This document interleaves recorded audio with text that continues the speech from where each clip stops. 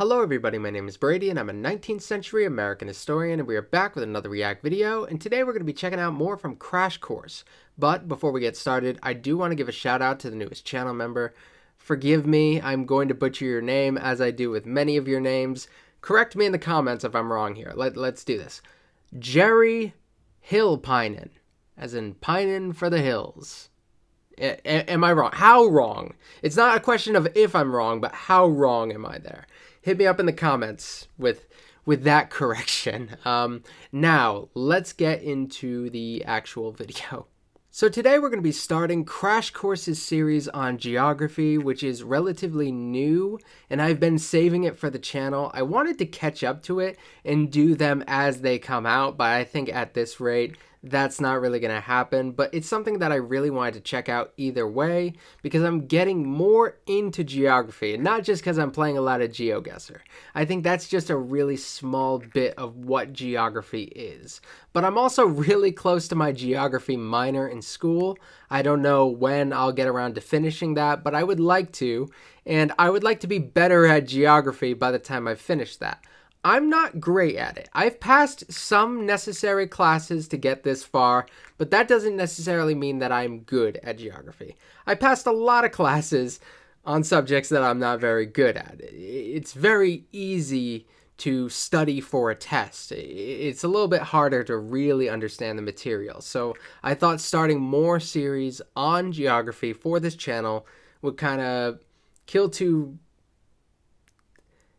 solve two problems at once. I can learn more about geography, and I can also keep making videos and keep feeling productive on the channel. I can add to the social stud element, because social studies is more than just history. Geography is another one of those big things. So let's get started with the video, and I will give you my thoughts as we go along. Watch our videos and review your learning with the Crash Course app. Supplemental content is now available for these courses. George Eliot's old grandfather rode a pig home yesterday. Mnemonics are great for trying to remember our fourth grade spelling words. Gotcha. But actually Mnemonics. deciding what the word geography means is a bit trickier. Sure, we memorize state and world capitals because everyone's impressed if you can rattle them off, like the capital of Canada, Ottawa. Or we learn that rivers flow down. That's one of those things that even in history, I never thought was that necessary, like memorizing a lot of details like that. Yeah, it's good to know that stuff, and it won't hurt you, but I think a lot of people get the impression that being educated is to just be able to remember a lot of information. I think it's more knowing how to use said information. Anybody can look up that information these days. Even back in the day, you could look into an encyclopedia or whatever, and you can get a whole bunch of information. And if you know what to do with that information, that's an extra skill here. Downhill, or you can rattle them off, like the capital of Canada, Ottawa.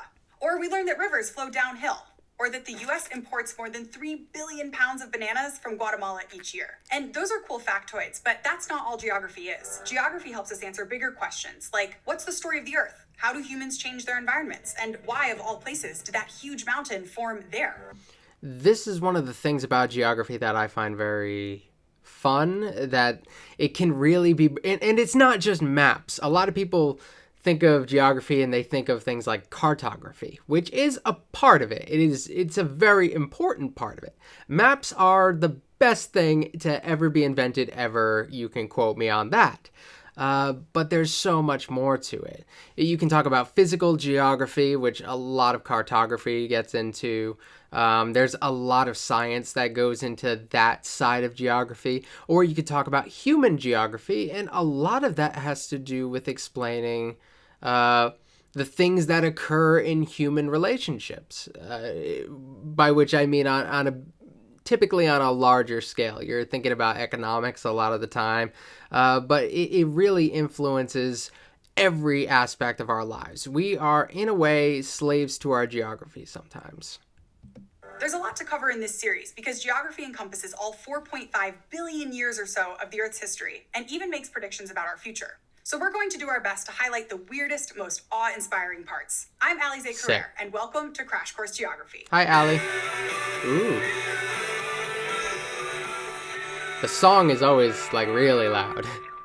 Let's take a closer look at that last factoid I threw out and go a little bananas. It might come in handy at a trivia game to know the volume of the US-Guatemala banana trade, but there must be more to the story.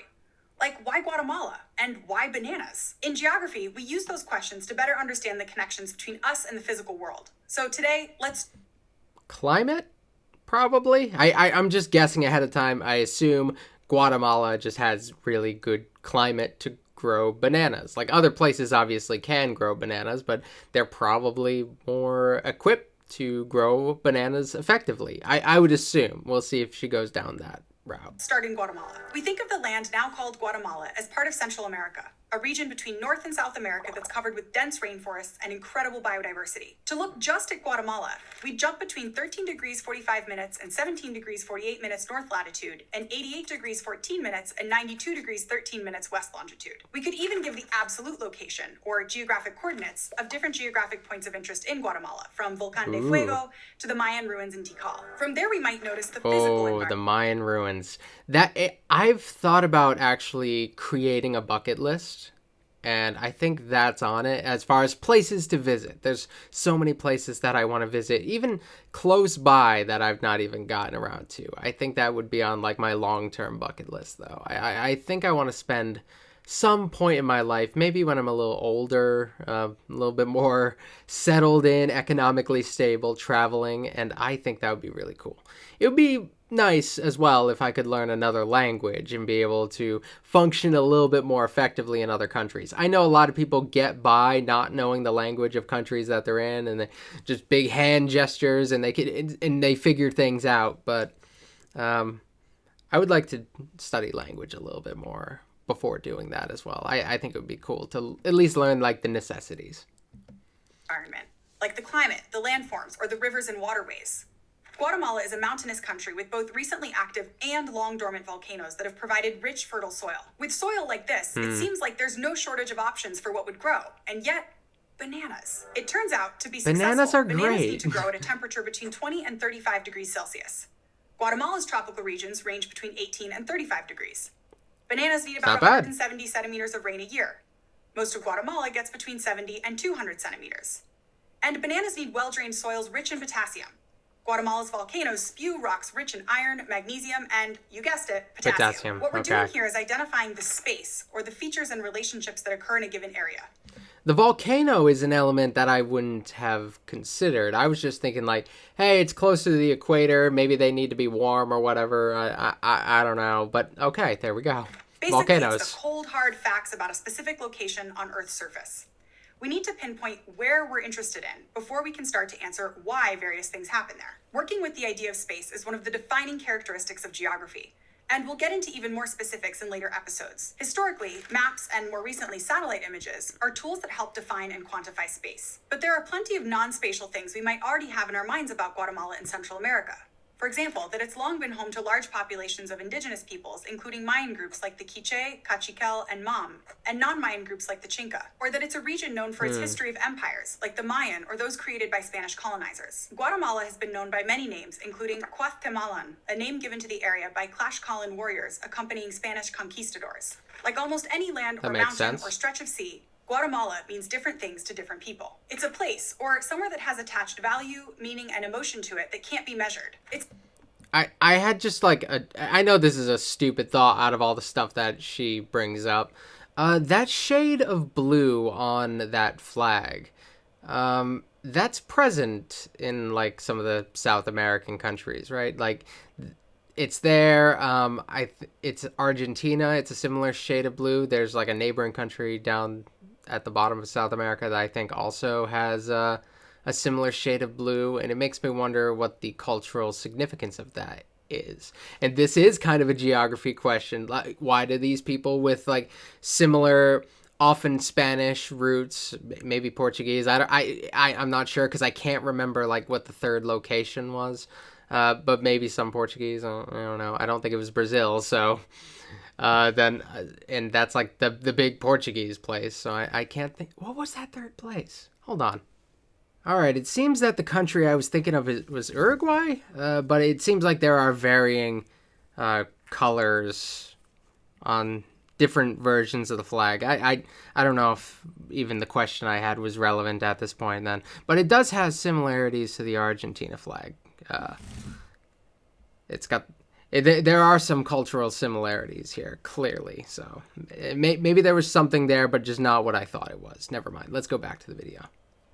It's a place or somewhere that has attached value, meaning, and emotion to it that can't be measured. It's subjective for sure, but a place can be observed and described to others. We can think of place as the significance attached to a particular space. So as we try to better understand the significance of bananas and how they fit into Guatemala, the space and the place, we'd learned bananas actually aren't native to Guatemala or even the Americas. Explorers and missionaries brought bananas to Central America. Before she gets into that, the discussion of space or place, that's something that I'm getting into a little bit. Right now I'm taking a class on the Atlantic world, which is an interesting subject because it's measured based on an ocean that's already kind of weirdly defined. The oceans don't actually have firm divides. In a way, they are all kind of connected to one another, though we divide them up in certain ways based on other geography around them. So a lot of the borders that we have, they have these political significances, but also in a lot of cases, the ways that we divide things can seem very arbitrary. So that's kind of fun, though. Bananas actually aren't native to Guatemala or even the Americas. Explorers and missionaries brought bananas to Central America in the 1500s from the areas near present-day Indonesia and Papua New Guinea where bananas grow natively. Thinking about where bananas can grow in Guatemala and why adds another layer to our geographical investigation. After all, almost 1 out of every 3 people in the workforce works in agriculture as of 2020. So the next chapter in the geography of Guatemalan banana import story is thinking about interactions humans have with the environment. In geography, human-environment interactions are all the ways humans connect with and live within the environment and the impact the environment has on lives, choices, and experiences of people. This is key to geographers. So in Guatemala, where there's enough flat land and fertile soil, and it's not too hot or cold or dry or wet, humans might decide to grow bananas. But that still doesn't tell us how bananas came to be one of the main crops grown in Guatemala, or why there's so much trade in bananas specifically with the US. If we think about demand economics, one answer for why the US imports more than 3 billion pounds of bananas from Guatemala each year is because there are no tariffs or import restrictions, and transportation costs are fairly low. Other banana hotspots like Ecuador, Panama, and India are a bit farther away, so transportation is more expensive. So I can see how that could be convenient. I mean, if you aren't going to have those sorts of restrictions, if you work out something with the country, then naturally you're going to lean towards them. It makes me wonder, though, what the conditions are like there compared to some of the other countries that she listed. My familiarity with South American countries is kind of low. I know little things about most of them, but not enough to get like a big picture there. So it makes me wonder what the impact is there. Maybe I'll find out. The greater the ocean distance, the higher the price. But that's not the whole story. To this day, the agriculture industry in Guatemala relies on the plantation, which is a large-scale commercial enterprise that just produces one crop and mostly exports it. Plantations arrived in Guatemala with European explorers colonizing the Americas. But they can also be found in other parts of the world that experienced colonialism, like cocoa plantations in the West Indies, tea plantations in Sri Lanka, and cotton plantations in the US. No matter where they're located, using plantations has had long-lasting consequences we still contend with today. To peel back the layers, let's go to the thought bubble. Bananas first became popular as a, quote, rare and delicious treat in the United States in the late 19th century, even though they'd long been a diet staple in many tropical regions. Sensing an opportunity, American businessmen like Minor C. Keith and Andrew Preston started importing them from around Latin America. The two men were forced to merge their lucrative banana empires in 1899. Tropical Trading and Transport Company in Central America joined with the Boston Fruit Company that dominated the Caribbean, creating the soon-to-be infamous United Fruit Company. I've heard about the United Fruit Company. I've heard plenty of stories here, and it's going to take advantage of a lot of the Cold War mentality here. It's going to be very interesting. One thing that I find rather fun about bananas is how they start as kind of this exotic whatever, and they become a little bit more normalized. It really resembles a lot of the early spice trade. Europeans become introduced to more Eastern spices and stuff during the Crusades and stuff, and they would be traveling into these places with more access to Eastern goods, and that ends up inspiring people. Like, okay, how do we get to Asia or whatever? How do we get more of their stuff? How do we make this easier and maybe cut out the middleman and jump straight to them? And that's a big inspiration that went into transatlantic travel, which I think is really cool.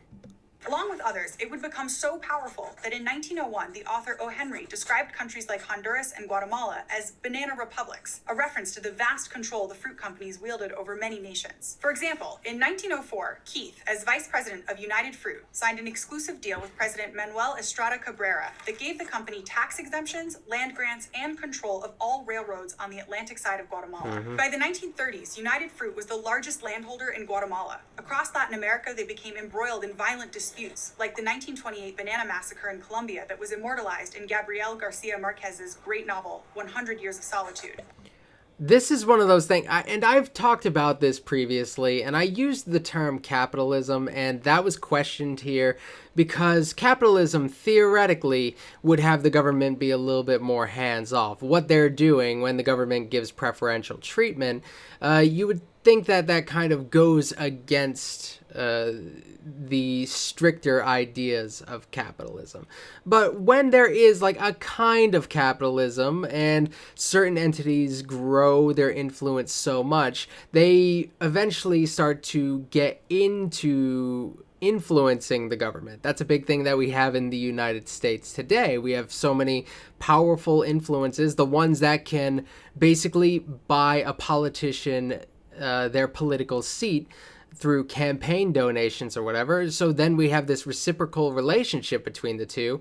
And it's like capitalism is capitalism until it gets so big, and then it can suddenly start forcing itself into, I guess, forcing government influence, which I think is far more sophisticated way to think about it than how I used to think about it, because I would just be like, oh, capitalism, man. And I'm not anti-capitalism. I just get that there's certain needs to check things, because having so much money can be just as corrupting as having too much power in the government. And especially when those two start working together for the same ends, oof, that gets a little bit scary. It's not good for the little people sometimes. Sometimes it is. Sometimes people can get cheap stuff out of it. So I will recognize that it's kind of a double-edged sword.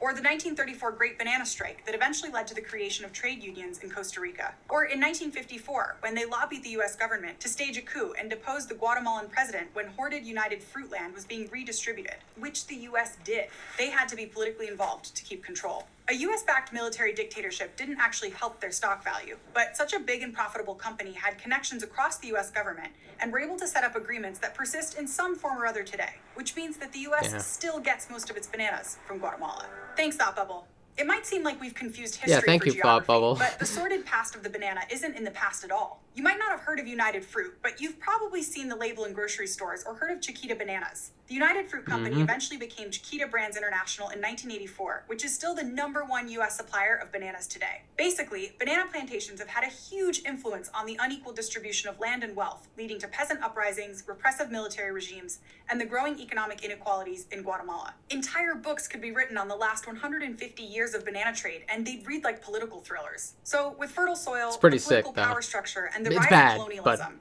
but and it's Europeans interesting. swooping in to create plantations, bananas have been stamped into Guatemalan history. Wow. All that from just one little factoid about a fruit you can buy in pretty much any corner store across the U.S. I told you that geography was complicated, and every factoid pretty awesome, actually though. has a story behind it. But there are always more questions. Like, if we focus on the environment part of human-environment interactions, what's the environmental impact of these large plantations? And this is just Guatemala.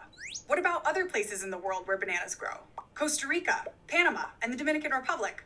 What's the story associated with their banana exports? And that's why just I would the like to factoid know we that. learned in 4th grade alone isn't geography.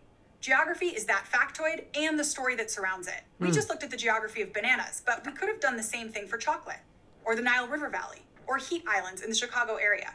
The Earth has so many stories, and geography is here to tell them. Clearly, the world... I had a geography professor, and one of the best things that he did, it was kind of a field trip. It was in college, so it's not like we all hopped on a bus and went somewhere. We all met him kind of in the middle of downtown Providence, Rhode Island. And we just kind of walked around the place, and he explained the whole downtown geography as we walked, which was kind of awesome. And to be that well read on the stuff, to really, and he's been around a little longer, so he knows a little bit more about Rhode Island's history as it's been going along. But yeah, it's really an amazing field, and sometimes I wish I went further into it, but I know even less things that I could do with a geography degree than I could do with a history degree. And that's saying something, because I don't know much I can do with a history degree. There's not a great job market there. The world is complicated.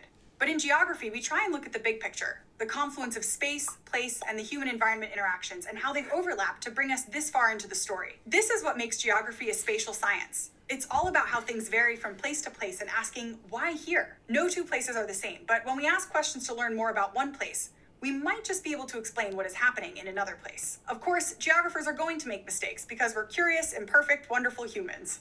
Well, and yeah. there will be so many more moments where It's we all go good. bananas and realize that what we thought was just a cool fact actually has a huge backstory. There's a whole team working on Crash Course Geography, trying hard to avoid making mistakes. But we also know that when we tell a story, we make certain assumptions.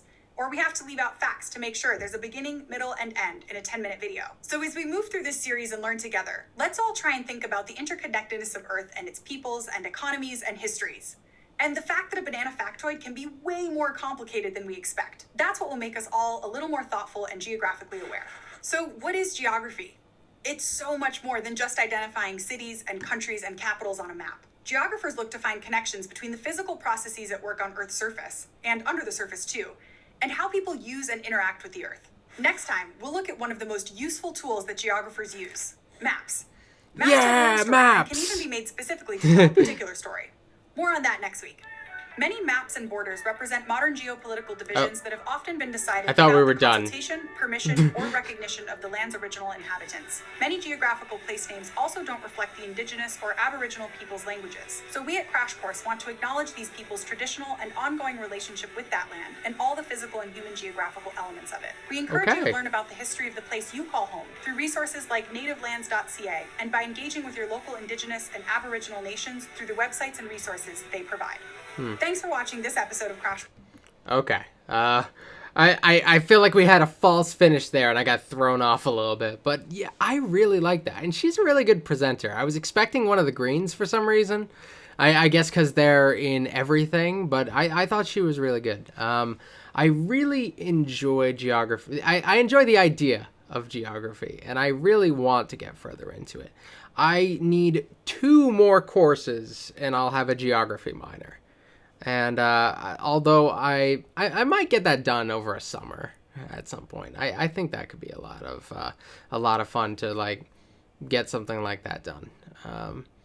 But that's just a piece of paper, really. I really want to know more about geography, and I think ever since I started doing the GeoGuessr videos, I've been thinking about that stuff a little bit more, because when you get like dropped into the middle of wherever and you have to figure out where you are, there's so many different things you can look at. You can look at the sun, you can look at the way the roads are laid out, you can look at the vegetation. There's so many ways of doing that. And it kind of highlights to me how diverse geography is. Even just to answer one question, there's a million different methods of getting to that answer. That's why a lot of people like social studies, because it really is just too complicated. In a lot of ways, there's very rarely just one correct answer. So I think that's a really cool part of all of this stuff. So I would like to go a little bit further down this rabbit hole if you guys are interested in seeing that. If not, there's plenty of other geography related stuff out there that I'm very interested in checking out. But I'll probably get to this one pretty soon, I can imagine. So thank you guys for watching this, and I will see you guys in the next video. Leave suggestions in the comment section below, geography or otherwise, and I will see you next time.